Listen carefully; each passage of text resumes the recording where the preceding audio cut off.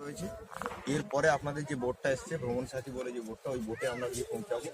সেখান থেকে আধা ঘন্টা চলার পরে আমরা কিন্তু প্রপারলি মানে জঙ্গল এরিয়া, যেটা দুদিকটা ওপেন ফরেস্ট হবে, সেই ফরেস্ট এরিয়ার মধ্যে কিন্তু আমরা প্রবেশ করবো।